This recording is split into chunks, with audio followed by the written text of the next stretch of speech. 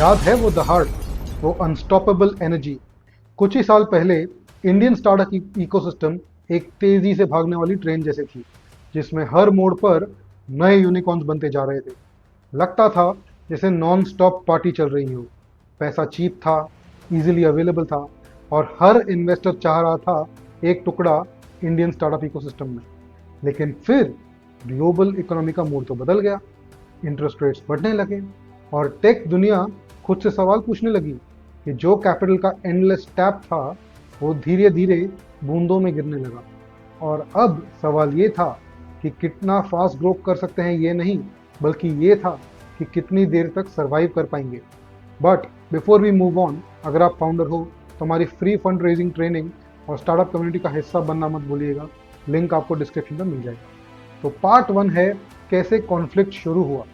हमारी कहानी का हीरो यानी इंडियन स्टार्टअप इकोसिस्टम FY25 में अपने सबसे बड़े टेस्ट से गुजरा। फिस्कल ईयर 2025 के Q1 में थोड़ी उम्मीद दिखी। इंडियन टेक स्टार्टअप्स ने $2.5 बिलियन रेज किए थे, मोस्टली लेट स्टेज पर, बट फिर भी ये काफ़ी हद तक वैलिडेशन था। FY24 के Q1 से 8.7% ज़्यादा। हम third most funded startup country बन चुके थे, US और UK के बाद। लेकिन फिर आया अप्रैल 2025 और सब कुछ हिल गया।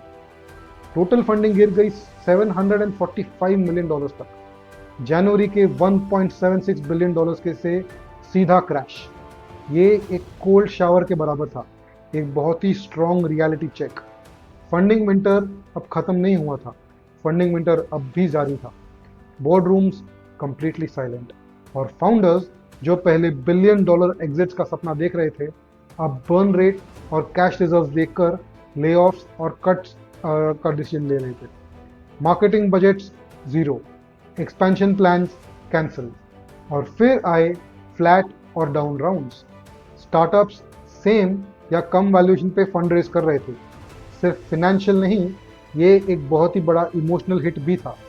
एक पब्लिक एक्सेप्टेंस कि पहले की वैल्यूएशंस जो अब मार्केट में अवेलेबल नहीं रही, और वो सिर्फ एक बबल की जैसे बन गया था।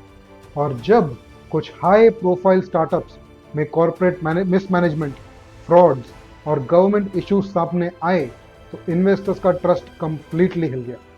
अब आते हैं चैप्टर नंबर 2 में, एक ट्रांसफॉर्मेशन। ये एक बहुत ही क्रूसिबल मोमेंट था, और इस आग से जो बाहर निकला है वो एक ट्रांसफॉर्मेशन से कम नहीं है। ग्रोथ एट एनी कॉस्ट, ये एक मंत्र जो हिस्टोरिकली अब तक फॉलो किया जा रहा था, वो अब कंप्लीटली डेड हो चुका था। अब ऑब्सेशन था सिर्फ एक चीज़ पर, सस्टेनेबल यूनिट इकोनॉमिक्स और clear path to profitability. Specially जो लेट स्टेज स्टार्टअप्स हैं, उनके लिए प्रॉफिटेबिलिटी फिगर आउट करना बहुत ही अनिवार्य हो चुका था। और अगर ग्रोस मार्जिन अगर प्रॉफिटेबल नहीं है तो आप इन्वेस्टमेंट को भूल ही जाइए। यही कहना आसान होगा।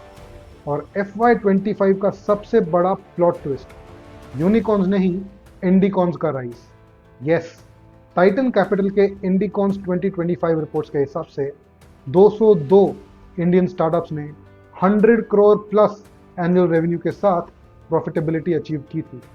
इनका कंबाइंड फाइनेंशियल ईयर 2024 रेवेन्यूज थे 1,51,137 करोड़ और प्रॉफिट 7,393 करोड़। और जब इनके FY25 के नंबर आए, वो तो और भी धमाकेदार थे। 20 स्टार्टअप्स में से 14 ने प्रॉफिट दिखाया। टोटल 2,300 करोड़ का प्रॉफिट। इमेजिन कीजिए इतना बड़ा जंप। बूटस्ट्रैप या मिनिमल VC फंडिंग, ये प्रूफ है कि सिर्फ पैसा नहीं, ऑपरेशनल एक्सेलेंस भी एम्पायर्स बना सकते हैं। और ये एक बहुत ही बड़ा वैलिडेशन था इंडियन स्टार्टअप इकोसिस्टम के लिए कि अगर वो प्रॉफिटेबिलिटी पे अगर फोकस करें तो वो प्रॉफिट कन्वर्ट कर सकते हैं। अब आता है part number 3, Indian startup ecosystem के नए हीरोज। चलिए अब कुछ चैंपियंस के बारे में डिस्कस कर लेते हैं। सबसे बड़ा चैंपियन निकला ओयो, जो है कमबैक किंग। पहले जहां सिर्फ लॉसेज ही दिख रहे थे, अब FY23 में 623 करोड़ का प्रॉफिट, 623 करोड़ का profit, 172% year on year growth. Revenue भी 20% से ज़्यादा बढ़कर 6,493 करोड़ तक पहुंच गया था। नंबर 2, इटर्नल यानी जोमेटो की parent company. Operating revenue 20,243 crore रुपए और प्रॉफिट 527 करोड़। ये है क्विक कॉमर्स का असली बॉस। डिलीवरी, वो पहली बार प्रॉफिटेबल हुआ 162 करोड़ नेट प्रॉफिट के साथ with 9.7% revenue growth. Office FY24 में तो लॉस कर रहा था, FY25 में 68 करोड़ का प्रॉफिट विथ 42% रेवेन्यू ग्रोथ। को वॉकिंग का डिमांड फुल जोर में। Cart rate mind blowing 629% profit growth with 145 crore of profits. और जो अभी भी लॉस में हैं जैसे एथर एनर्जी और ब्लैक बक, उनके लॉसेस भी काफ़ी सिग्निफिकेंटली कम हो चुके हैं। क्लियरली अभी डिसिप्लिन विजिबल है और स्टार्टअप्स ने ये जो स्ट्रेटेजिक शिफ्ट किया है उसका बेनिफिट उन्हें अब क्लियरली दिख रहा है। ईज माई ट्रिप ने अपनी स्टेबिलिटी दिखाई 109 करोड़ के प्रॉफिट के साथ, ऑलमोस्ट सेम रेवेन्यू के साथ। प्ले शिफू ने 100 करोड़ रेवेन्यू क्रॉस किया, प्रूविंग कि फोकस से ग्रोथ हो सकती है इवन इन टफ टाइम्स। लेकिन ये एक विंड्स ऑफ चेंज का इशारा है कि अभी जो मार्केट का टेम्परामेंट अप्रैल में डाउन हुआ वो अभी वापस टेम्परामेंट इंप्रूव हो रहा है और इन्वेस्टर्स का अभी और इन्वेस्ट करने को शुरू कर रहे हैं। अब इन्वेस्टर्स फिर से इंटरेस्ट ले रहे हैं, नए कॉन्वर्सेशंस इनिशिएट कर रहे हैं, लेकिन शार्पर फिल्टर्स के साथ। बज़वर्ड्स अब सिर्फ डिसरप्शन नहीं बल्कि सस्टेनेबल डिसरप्शन है। Q1 FY25 में $1.8 बिलियन लेट स्टेज स्टार्टअप्स में गया। I don't ever slow up, no I don't take shit. I got no love for the fakeness. If you wanna play tough and wanna hate this, I'll always show up. I don't ever slow up, no I don't take shit. I got no love for the fakeness. If you wanna play tough and wanna hate this, I'll always show up and make a statement. I don't ever slow up, no I don't take shit. I got no love for the fakeness. If you wanna play tough and wanna hate this, I'll always show up and make a statement. Everything I do so instinctive and so passionate. Every word I move so descriptive like an adjective. I got a vendetta against people who patented being negative when you should be getting after it. I got facts over tracks, this and that. Spitting slow, spitting fast. I could roast, I could gas. Think I'm okay at last, but I don't know if that can erase all the past. And the pettiness, a reflection of the emptiness. Hilarious, you think you're worth my time, you're delirious. Mysterious, because you hide behind a fake exterior. Inferior, you know I'll always be a bit superior. Get off of me, this ain't no humble brag. I want you to hear words, you can say them back. I want you to feel free from the chains at last, and to believe in what you got, it was built to last, yeah. Now that I've been put through hell, I never got anyone's help. I had to do it all myself.